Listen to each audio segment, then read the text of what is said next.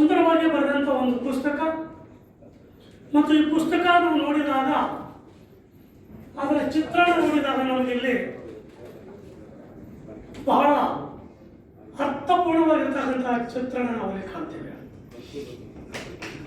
ಏನಂದ್ರೆ ನಮ್ಮ ಹಣೆ ಬರನೇ ಉಲ್ಟಾ ಆಗಿದೆ ಅಂತ. ನಮ್ಮ ಉತ್ತರ ಕರ್ನಾಟಕ ಭಾಷೆಯಲ್ಲಿ ನಮ್ಮ ಹಣೆ ಬರನೇ ಉತ್ತರ ಆಗಿದೆ, ನಮ್ಮ ಜೀವನನೇ ಉಲ್ಟಾ ಆಗಿದೆ ಅನ್ನೋದಕ್ಕೆ ಬಹಳ ಸಮಂಜಸವಾಗಿ ಕೊಟ್ಟಿದ್ದಾರೆ. ಏಕೆಂದ್ರೆ 1953ರಲ್ಲಿ ಬಂದಂತ ಕಾಕಾ ಕಲ್ಯಾಣ್ಕರ್ ವರದಿ 56ರಲ್ಲಿ ಸಲ್ಲಿಸ್ತಾರೆ. ಅವರು ಬಹಳ ಸವಿಸ್ತಾರವಾಗಿ ಬಹಳ ಚೆನ್ನಾಗಿ ಅವರು ಬರೆದಿದ್ದಾರೆ. ದುರದೃಷ್ಟವಶಾತ್ ಅಂದರೆ 36 ಪೇಜಿನ ಒಂದು ಡೀಸೆಂಟ್ ನೋಟು ತಮ್ಮ ವರದಿಗೆ ಅವರೇ ಬರೀತಾರೆ, ಕಾಕಾ ಕಲ್ಯಾಣ್ಕರ್ ಅವರು. ಅಂದರೆ ವರದಿ ಸಿದ್ಧಪಡಿಸ್ತಾರೆ, ಆ ವರದಿಗೆ ಅವರ ಡೀಸೆಂಟ್ ನೋಟ್ ಬರೀತಾರೆ 36 ಪೇಜಿಂದು ಪ್ರೆಸಿಡೆಂಟ್ ಆಫ್ ಇಂಡಿಯಾಕ್ಕೆ. ಅದನ್ನು ತಿರಸ್ಕಾರ ಆಗಿದ ನಂತರ 1978ರಲ್ಲಿ ಮಂಡಲ್ ಕಮಿಷನ್ ಬರ್ತದೆ. 78ರಿಂದ 93ರವರೆಗೆ ಅದು ವನವಾಸ ಅನುಭವಿಸ್ತದೆ, 15 ವರ್ಷ. ನಂತರ ಕರ್ನಾಟಕಕ್ಕೆ ಬಂದಾಗ 1960ರಲ್ಲಿ ನಾಗನಗೌಡರ ಸಮಿತಿ ಬರ್ತದೆ, ಅವರು ವರದಿ ಸಲ್ಲಿಸ್ತಾರೆ. ಅದಕ್ಕನುಸಾರವಾಗಿ ಕರ್ನಾಟಕ ಸರ್ಕಾರವು 1963ರಲ್ಲಿ ರಿಸರ್ವೇಷನ್ ಆರ್ಡರ್ ತರ್ತದೆ, ಕೋರ್ಟ್ಗೆ ಹೋಗ್ತದೆ. ಕೋರ್ಟ್ಗೆ ಹೋಗಿದಾಗ ಸರ್ಕಾರದ ಆದೇಶ ಬಿಟ್ಟು ಹೋಗ್ತದೆ, ತಿರಸ್ಕಾರಗೊಳಿಸ್ತದೆ. 1963ರಿಂದ 1977ರವರೆಗೆ ಅಂದರೆ ಅವನೂರು ವರದಿ ಬಂದು ಅದು ತಿದ್ದುಪಡಿಯಾಗಿ ಸಾಕಷ್ಟು ಅದಕ್ಕೆ ಏರುಪೇರು ಮಾಡಿ ಅವನೂರು ವರದಿ ದೇವರಾಜ ಅರಸನವರು ಜಾರಿಗೆ ತರಬೇಕಾದಾಗ ಸಾಕಷ್ಟು ಕಷ್ಟಗಳನ್ನು ಎದುರಿಸಿ ಬಂದಾಗ 1963ರಿಂದ 77ರವರೆಗೆ ಕರ್ನಾಟಕದಲ್ಲಿ ಹಿಂದುಳಿದ ವರ್ಗಕ್ಕೆ ಮೀಸಲಾತಿ ಇರುವುದಿಲ್ಲ. ಅವರು ತಮ್ಮ ವರದಿಯಲ್ಲಿ ಸಲ್ಲಿಸಿದ 2 ಕ್ಯಾಟಗರಿ, ಒಂದು BT ಮತ್ತು ಇನ್ನೊಂದು BCT. ಆಮೇಲೆ ಸ್ಪೆಷಲ್ ಗ್ರೂಪ್ ಇನ್ನೇನೆಲ್ಲ ಬದಲಾವಣೆ ಆಗಿ ಬರುತ್ತದೆ. ಅದಕ್ಕೆ ಏನಾದರೂ ತರಬೇಕಂತ ಮುಂದೆ ವೆಂಕಟಸ್ವಾಮಿ ಆಯೋಗ ಬರ್ತಾರೆ. ಆ ಆಯೋಗದ ಹಣೆ ಬರೋದು ಅದೇ ಆಗ್ತದೆ. ಅದಕ್ಕೆ ಪೂರಕವಾಗಿ ಮತ್ತೊಂದು ಬರ್ತದೆ ಚಿನ್ನಮರಡಿ ಆಯೋಗ. 91ರಲ್ಲಿ ಅವರು ಆಯೋಗ ಸಲ್ಲಿಸ್ತಾರೆ, ತಮ್ಮ ವರದಿ ಸಲ್ಲಿಸ್ತಾರೆ. 91 ಸಲ್ಲಿಸಿದ ನಂತರ ಇವತ್ತಿನವರೆಗೆ ನಾವು ಕಾಯ್ತಾ ಇದ್ದೇವೆ ನಮ್ಮ ಸ್ಥಿತಿ ಏನಿದೆ ಅಂತ.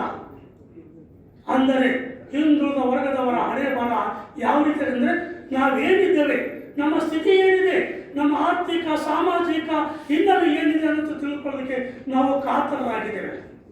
ಉದಾಹರಣೆಗಾಗಿ ಹಿಂದುಳಿದ ವರ್ಗಗಳ ಕಾಂಗ್ರೆಸ್ ವರದಿ ಒಂದು ಸಿದ್ಧಪಡಿಸಬೇಕಾದಾಗ ಹಿಂದುಳಿದ ವರ್ಗಗಳ ಸಂಘಟನೆಗಳು ಸಂಘಗಳ ಒಂದು ಎಲ್ಲರಿಗೂ ಕರೀತಾರೆ, ನಿಮ್ಮ ಸಮುದಾಯಗಳ ಜನಸಂಖ್ಯೆ ಎಷ್ಟಿದೆ ಅಂತ ಹೇಳಿ ಅಂತ ಕರೆದಾಗ ಎಲ್ಲರೂ ಈ ರೀತಿಯಾಗಿ ಸಭೆಗೆ ಭಾಗವಹಿಸ್ತಾರೆ.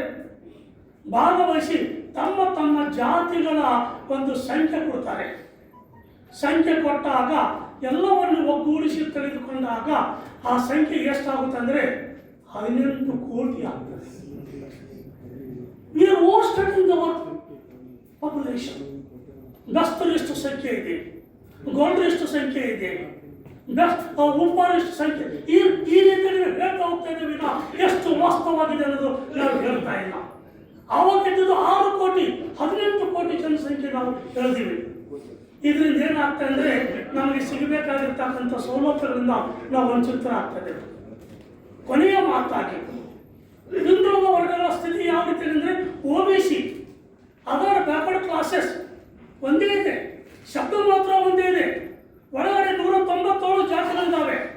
ಆ 197 ಜಾತಿಗಳಲ್ಲಿ ಮತ್ತು ಕೆಲವು ವರ್ಗಗಳು ಸ್ವಲ್ಪ ಬಲಿಷ್ಠರಾಗಿದ್ದೇವೆ. ಕುರುಬ ಸಮಾಜದವರು ಅವರು ಸಂಘಟನೆ ಆಗ್ತಾ ಇದ್ದಾರೆ. ಬಿಲ್ಲವ ಸಮುದಾಯದವರು, ಈಡಿಗ ಸಮುದಾಯದವರು ಅವರು ಸಂಘಟನೆ ಆಗ್ತಾ ಇದ್ದಾರೆ. ಯಾವುದೇ ಹೆಸರಿನಲ್ಲಿ, ಅವರವರ ಜಾತಿ ಹೆಸರಿನಲ್ಲಿ. ಬೆಸ್ತರು ನಮ್ಮ ಸಮುದಾಯ, ನಾವು ಸಂಘಟಿತರಾಗ್ತಾ ಇದ್ದೇವೆ ನಮ್ಮ ಜಾತಿಯವರಲ್ಲಿ. ಗೊಲ್ಲ ಸಮುದಾಯ ಅವರ ಜಾತಿಯವರಿಗೆ ಸಂಘಟಿತರಾಗ್ತಾ ಇದ್ದಾರೆ. ಆದರೆ ಹಿಂದುಳಿದ ವರ್ಗಗಳು ಅಂತ ನಾವು ಯಾವ ಇವತ್ತಿನವರಿಗೆ ಸಂಕಟರಾಗ್ತೇವೆ. ಇದು ನಮ್ಮ ಒಂದು ವೀಕ್ನೆಸ್. ಈ ವೀಕ್ನೆಸ್ ಅಲ್ಲಿ ಇವತ್ತು ರಾಜಕೀಯವಾಗಿ ದುರ್ಬಳಕೆ ಆಗ್ತಿರೋದನ್ನು ನಾವು ಬಹಳ ಸ್ಪಷ್ಟವಾಗಿ ಕಾಣ್ತಾ ಇದ್ದೇವೆ. ಕಾಂತರಾಜ್ ವರದಿ ಹೊರಗೆ ಬರೋವರೆಗೆ ನಮ್ಮ ಸ್ಥಿತಿ ಏನಿದೆ ಅಂತ ನಮಗೆ ಇನ್ನೂ ಗೊತ್ತಾಗೋದಿಲ್ಲ ಅಂತ ನಾವಿಲ್ಲಿ ಹೇಳ್ಬೋದು. ನಾನು ಇಂದಿರಾ ಸಾಹನಿ ಕೇಸ್ ಓದಿದೆ. ಮೊನ್ನೆ ಬಂದಂಥ ಕ್ಲಾಸಿಫಿಕೇಶನ್ ಒಳ ಮೀಸಲಾತಿ ಜಡ್ಜ್ಮೆಂಟ್ ಅದು ಸಹ ಓದಿದೆ. ಡಾಕ್ಟರ್ ಬಾಬಾ ಸಾಹೇಬ್ ಅಂಬೇಡ್ಕರ್ ಅವರು ಬರೆದಂಥ ಸಂವಿಧಾನದಲ್ಲಿ ಬಹಳ ಸ್ಪಷ್ಟವಾಗಿ ಹೇಳಿದರೂ ಸಹಿತ ಇಲ್ಲಿ ನ್ಯಾಯವಾದಿಗಳಿದ್ದಾರೆ, ಸನ್ಮಾನ್ಯ ಗೌರವಾನ್ವಿತ ನ್ಯಾಯವಾದಿಗಳಿದ್ದಾರೆ.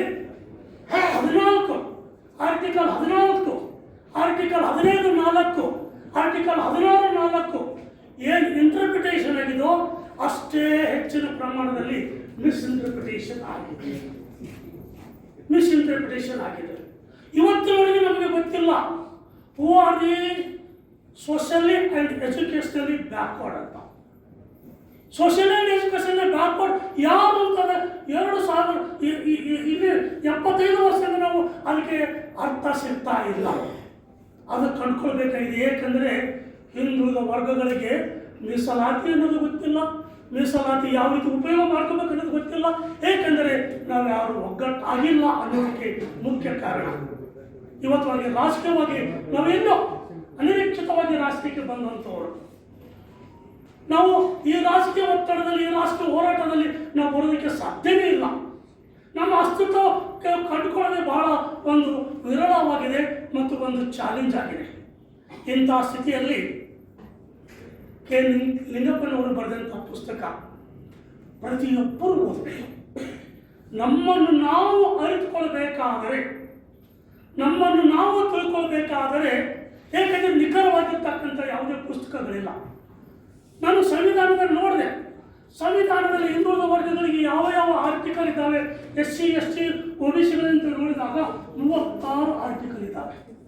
36 ಅದು ಸಪ್ರೇಟ್ ಡ್ರಾಫ್ಟ್ ಮಾಡ್ಕೊಂಡಿದ್ದೀನಿ ನಾನು, ಕನ್ನಡ ಮತ್ತು ಇಂಗ್ಲೀಷ್ನಲ್ಲಿ 36 ಆರ್ಟಿಕಲ್ ಇದ್ದಾವೆ. ನಾವು ಏನಿದೆ ಅಂತ ತಿಳ್ಕೋಬೇಕಾಗಿದೆ, ನಮ್ಮ ಭವಿಷ್ಯಕ್ಕೆ ತಿಳಿಬೇಕಾಗಿದೆ.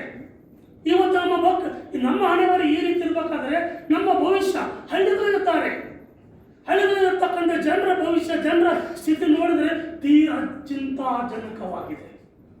ಕೇವಲ 10 ಜಾತಿಗಳು ಮಾತ್ರ, ಹಿಂದುಳಿದ ವರ್ಗದಲ್ಲಿ 10 ಜಾತಿಗಳು ಮಾತ್ರ ಇವತ್ತು ಅಲ್ಪ ಸ್ವಲ್ಪ ಸನ್ಮಾನ್ಯ ಹರಿಪ್ರಸಾದ್ ಅವರು ಹೇಳಿದ ಪ್ರಕಾರ ಏನೋ ಒಂದಿಷ್ಟು ಉಪಯೋಗ ಆಗಿದೆ. ಉಳಿದವರಿಗೆ ಇನ್ನೂ ಇವತ್ತಿನವರಿಗೆ SLC ಪಾಸ್ ಆಗಿಲ್ಲ, ಗ್ರಾಜುಯೇಷನ್ ಅನ್ನೋದೇ ಗೊತ್ತಿಲ್ಲ ಅವರಿಗೆ, ಪಟ್ಟಣ ಅನ್ನೋದೇ ಗೊತ್ತಿಲ್ಲ ಅವರಿಗೆ, ಗುಡಿಸಿನಲ್ಲಿ ಬರುತ್ತಾ ಇದ್ದಾರೆ. ಇವರ ಬಗ್ಗೆ ಚಿಂತನೆ ಮಾಡಬೇಕಾಗಿದ್ದು ನಮಗೆ ಬಹಳ ಅವಶ್ಯವಾಗಿದೆ. ಹಾಗಾಗಿ ಹಿಂದುಳಿದ ವರ್ಗಗಳ ಭವಿಷ್ಯಕ್ಕಾಗಿ ನಾವೆಲ್ಲರೂ ಚಿಂತನೆ ಮಾಡಬೇಕಾಗಿದೆ. ಈ ನಿಟ್ಟಿನಲ್ಲಿ ಇವಲ್ಲಿ ಕೂಡ್ತಕ್ಕಂಥ ಒಂದು ವರ್ಗ ಆ ನಿಟ್ಟಿನಲ್ಲಿ ಯೋಚನೆ ಮಾಡಬೇಕು. ಅದಕ್ಕಾಗಿ ಪುಸ್ತಕ ಉತ್ತಮವಾಗಿರ್ತಕ್ಕಂಥ ಪುಸ್ತಕ ಅಂತ ಹೇಳ್ತಾ ನನಗೆ 2 ನಿಮಿಷದಲ್ಲಿ ನನ್ನ ವಿಚಾರವನ್ನು ಮಂಡಿಸಲು ಅವಕಾಶ ಕೊಟ್ಟಿದ್ದಕ್ಕಾಗಿ ಎಲ್ಲರಿಗೆ ನಾನು ಧನ್ಯವಾದ ಅರ್ಪಿಸಿ ನನ್ನ ಮಾತು ಮುಗಿಸುತ್ತೇನೆ.